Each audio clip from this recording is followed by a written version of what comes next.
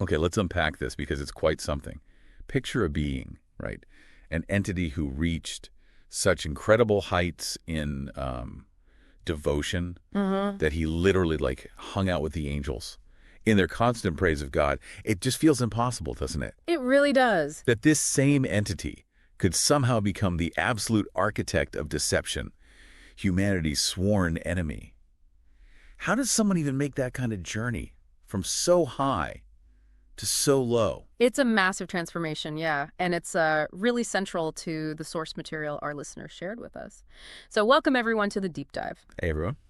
Today we're taking a really close look at the foundational story of Iblees.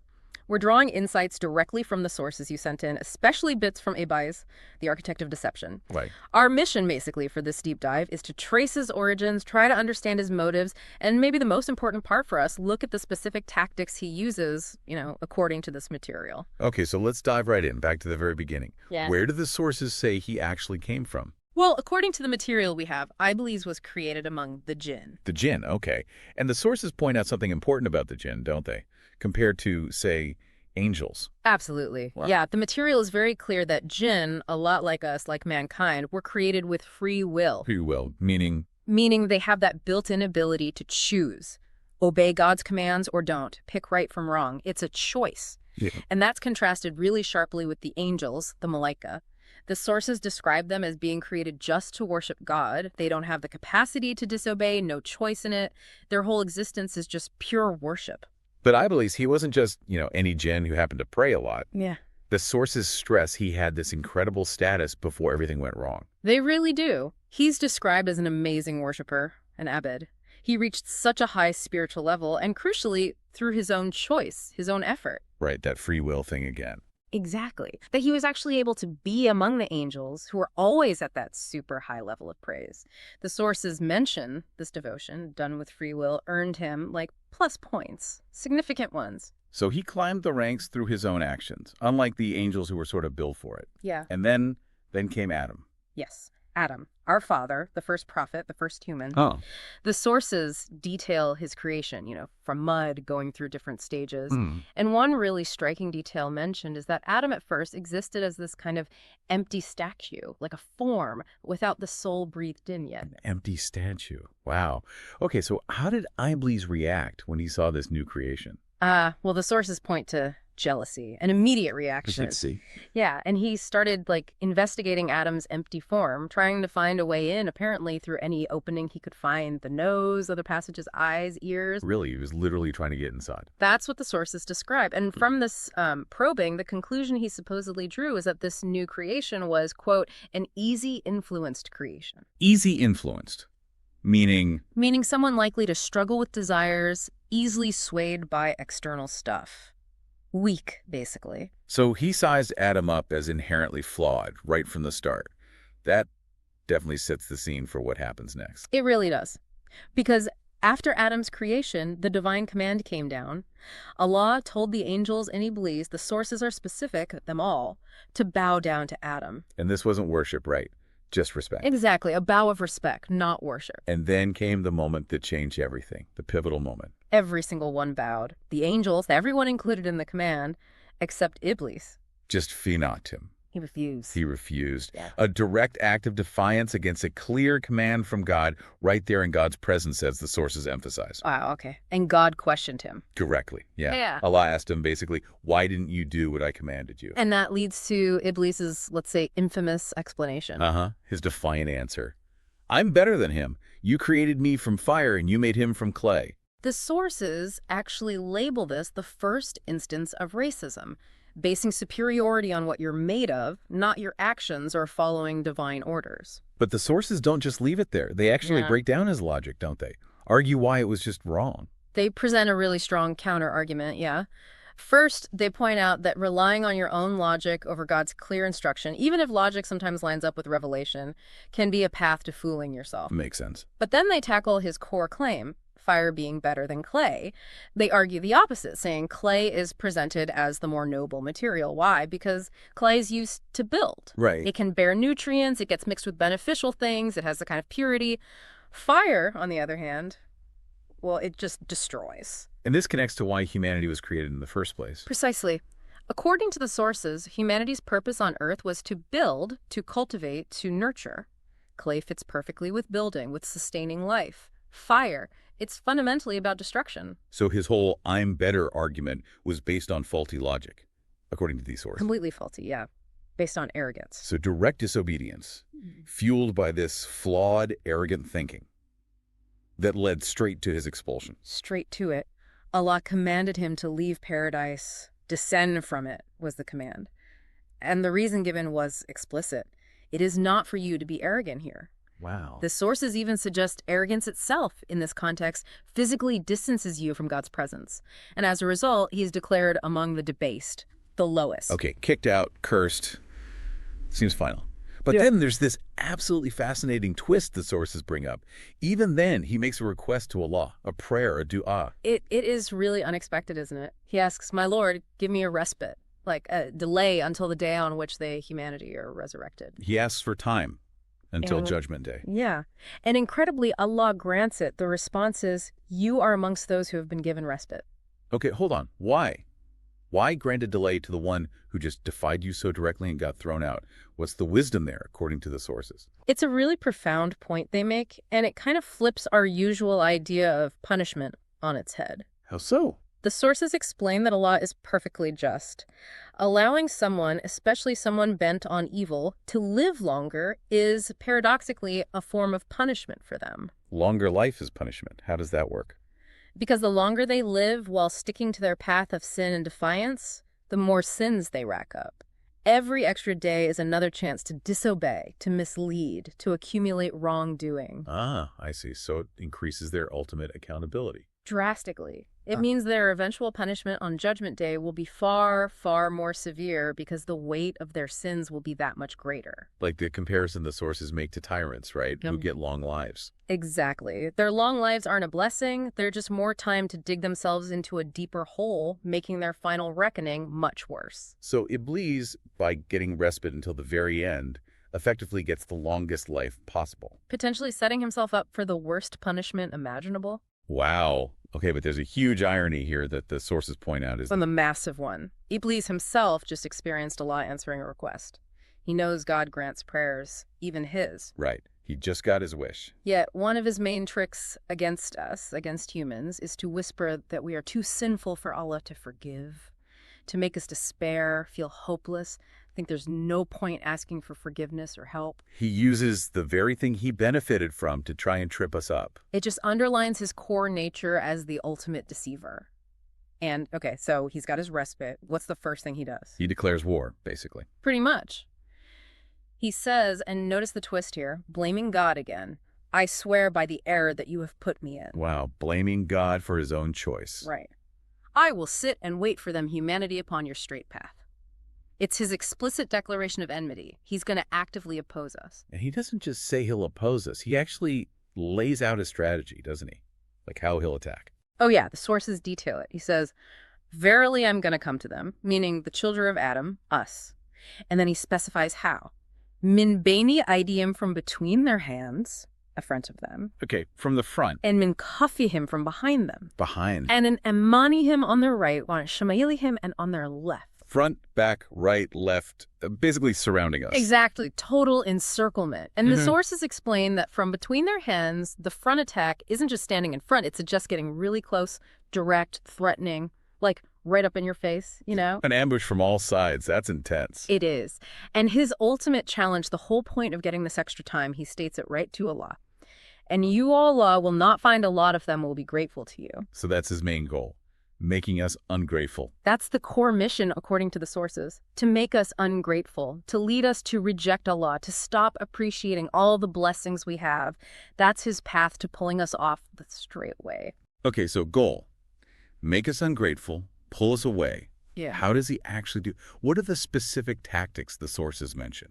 Well, one big one they talk about is causing forgetfulness or neglect. Forgetfulness, like forgetting your keys? More like forgetting prayer times. Or maybe you fully intend to wake up for something important, spiritually important, and you just oversleep. I Oh, okay. The sources even mention an instance with the Prophet's army oversleeping after a tough battle. It shows even the best can be affected, although they had a valid excuse, extreme exhaustion. Right. But the point is, the sources attribute these kinds of lapses, this forgetfulness, to Shaitan's influence. But crucially, they also emphasize Allah forgives genuine forgetfulness. You're not blamed for what you honestly forgot. That's important. Influence, yes, but forgiveness for honest mistakes.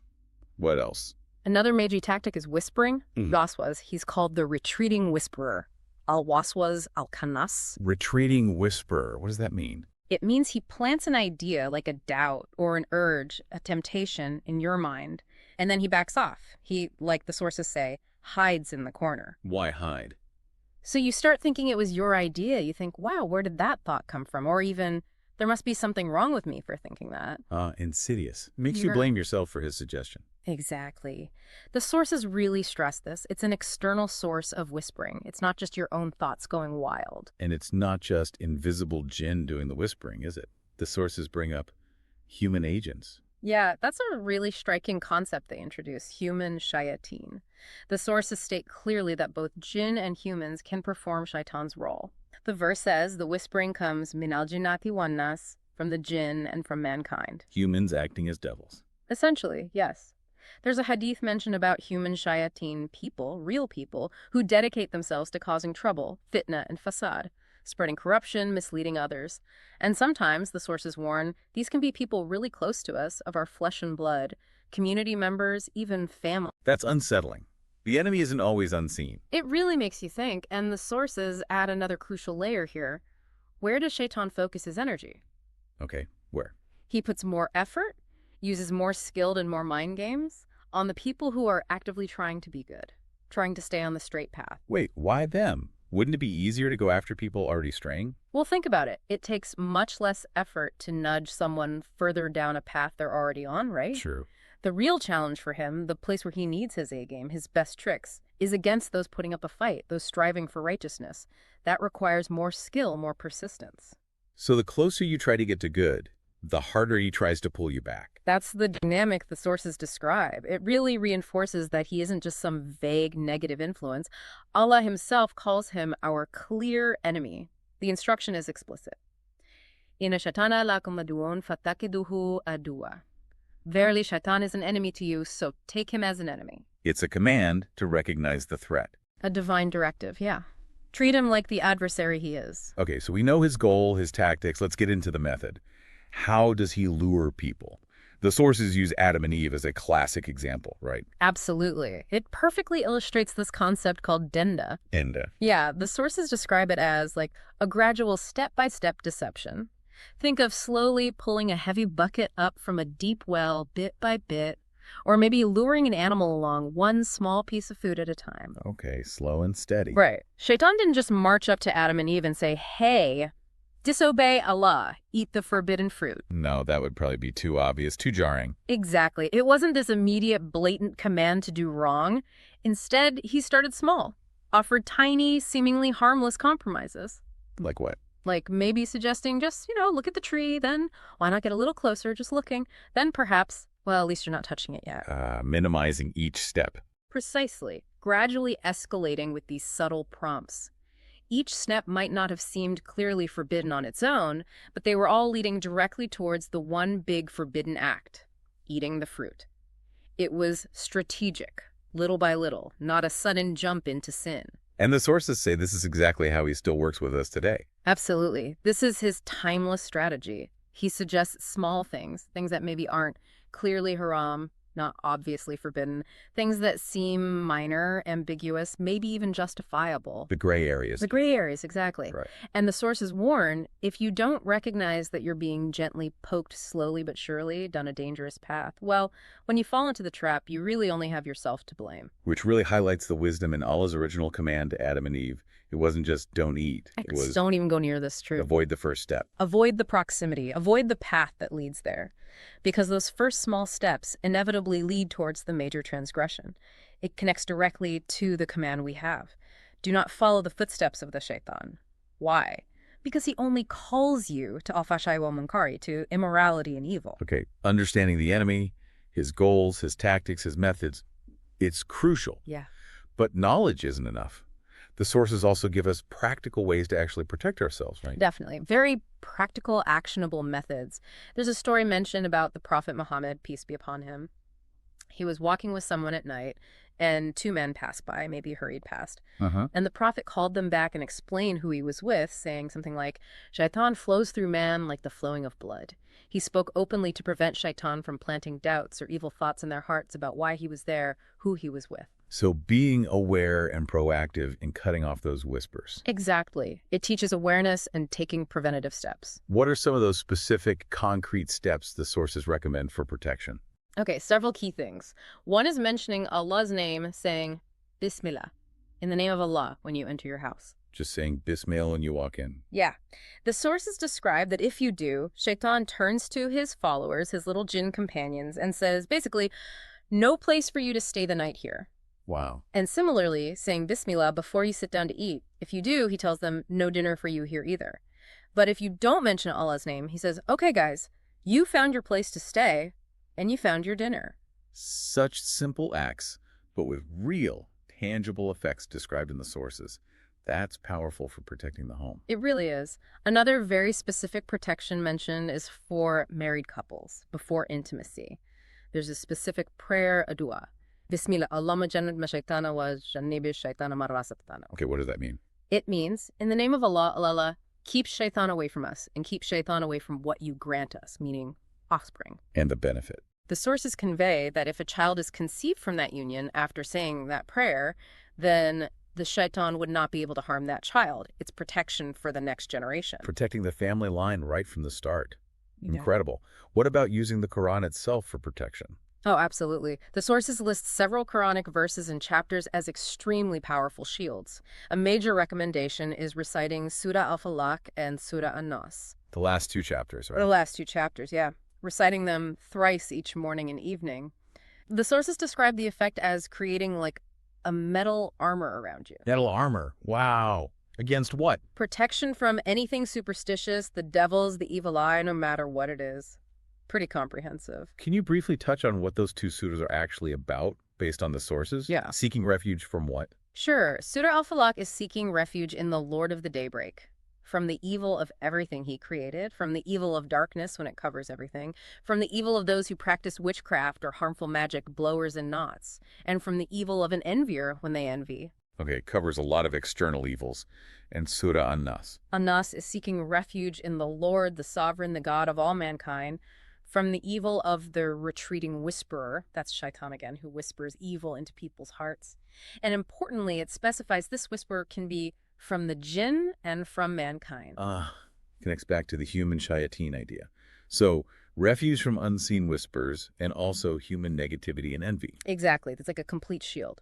Then there's Ayatul Kursi, the verse of the throne, from Surah Baqarah, that's specifically mentioned as incredibly powerful protection. Ayatul Kursi, okay. And also the last two verses of that same surah, Surah Baqarah. Reciting them at night is said to be enough protection that they will suffice him against harm for the whole night. The last two verses of Baqarah.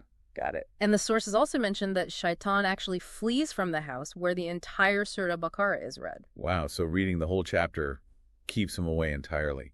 And what about in the moment? Like, you feel that whisper, that negative urge right now. The immediate action, the go-to response the sources give is to seek refuge in Allah, right then and there. Just say, Audu billah, I seek refuge in Allah. Interrupt the thought process with remembrance of God. Audu billah. Simple, but direct. Okay, so the battle is ongoing throughout life, but we're given these tools. What about the very end, though? The sources mention Shaitan doesn't give up even then. No, he really doesn't. There's this powerful story shared about Imam Ahmad ibn Hanbal on his deathbed. Okay. Apparently, Shaitan appeared to him in those final moments, and he tried one last trick, a psychological one. He said something like, Ahmad, you've escaped me, you've beaten me, you've succeeded, you don't need to worry about my traps anymore. Trying to make him complacent at the very end. Exactly. A final attempt to make him lower his guard, maybe feel pride or security before the soul leaves the body. But Imam Ahmad, even weak and dying, recognized the deception. He responded, weakly whispering, no, no, no, indicating the struggle wasn't over, not until I die. Wow. He fights even till the last moment. Relentless. But then the sources shift to the ultimate scene, the Day of Judgment. And Iblees plays a role there too. Yes, they describe what's sometimes called the khutbah of Shaitan, his sermon, essentially. Picture the scene. Judgment Day, people are facing the consequences. Followers are blaming their leaders who led them astray. The blame game starts. Big time. And then both the followers and the leaders turn, and they all point the finger at the ultimate source, Iblees. They blame him for their fate. Okay, so everyone's blaming him. What does he do? How does he respond? He stands up. He actually gives a speech, a sermon to all those who followed him, and his message is absolutely brutal and direct. He says, don't blame me, blame yourself. Blame yourselves after he spent millennia trying to trick them. Why does he say that? His reasoning, according to the sources, is chillingly simple. He says, I don't have any power over you. He makes it clear. I had no authority, no force. He didn't, overtake you like zombies, controlling your mind or body against your will. You could make anyone do anything. That's his claim. His influence wasn't physical coercion or irresistible compulsion. Okay, so if he didn't force them, how did he influence them? What's his explanation? He lays it out very plainly. All that I did was I called you. That's it. He invited them, tempted them, whispered suggestions. It's come a cold. Yeah. And he contrasts his call with Allah's call.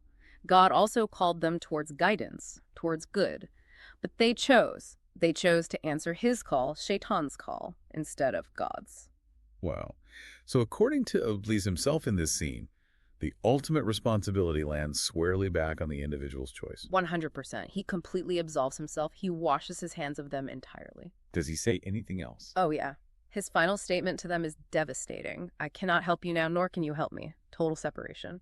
And then he declares, now I cut off all ties. I disbelieve in, I do kufr with your past association of me with Allah. The sources clarify this association or worship meant their act of obeying him, believing his lies, following his path instead of God's. He rejects it all. He just completely disowns them and their actions. Completely. And the final verdict for those who listen to him is stark. Verily, the sinners are now all going to face a painful torment. End of story. Responsibility accepted, but only by the individuals, not by him. That really hammers home the theme of personal accountability and free will, doesn't it? Yeah. Right back to where we started with the jinn. It brings it absolutely full circle. The choice was always there. So, okay, we've gone through this whole narrative arc. The high status, the fall, the enmity, the tactics, the end game. Why? Why did Allah create Iblees in the first place? What wisdom do the sources offer on that? It's a deep question. The sources frame his creation as sort of giving evil a face, manifesting it in a specific entity or personality. Making evil tangible. Exactly. And the wisdom in that perhaps is that it makes you more conscious, more aware. You know what you're fighting against. It's not just a vague feeling. It's a designated, clear enemy. Remember, Allah told us, take him as your enemy. And the story of Adam is key to understanding why he's our enemy personally. Yeah, precisely. Iblees was the direct cause of our father Adam's mistake, his slip, and his expulsion from paradise. The sources draw this really relatable parallel. If someone harms your family, harms your origins, they naturally become your enemy, right? Yeah, instinctively. So this very entity, Iblees, who harmed our ancestors so profoundly, should logically, intrinsically be our enemy too. And part of the wisdom is that this isn't just ancient history. Right. The sources emphasize that that very entity is alive right now. It's the same Iblees who tempted Adam, still active, still pursuing the same mission. Which brings us right back to that crucial warning the sources give us. We have to be incredibly careful about recognizing him as the enemy he is, and not mistakenly treating him like a friend or minimizing the threat. Don't take the enemy for a friend. The sources are crystal clear on that. Unequivocal. Wow. This has been, well, a truly deep dive. We've covered so much. Iblees' surprising past, his dramatic fall, his declaration of war, those sneaky tactics, forgetfulness, whispering, that gradual deception. The human agents, the Shaitan among us. Right. And maybe most importantly, all those powerful, practical tools for protection that the sources provide. It's a lot to take in. It really is. But knowing the enemy's game plan and knowing you have the defenses, the tools to fight back, that really puts the power back in your hands, doesn't it? It absolutely does. And maybe as we finish up this deep dive, we can leave everyone with this one kind of provocative thought. It comes directly from Iblees' own words on Judgment Day, as described in the sources. He said, I only called you. I didn't force you. The ultimate choice, the ultimate accountability was yours. All yours. So the question to ponder is, what does that understanding truly change about how you view your own daily choices? how you face those temptations, those battles fought in the quiet whispers of your own heart. If it wasn't Iblis who made you choose, if it was always you, what does that really mean for how you fight those battles going forward? That's a powerful question to reflect on. Definitely something to think about. We really encourage you to keep exploring this, mull it over, and see how this knowledge shapes your own understanding and actions.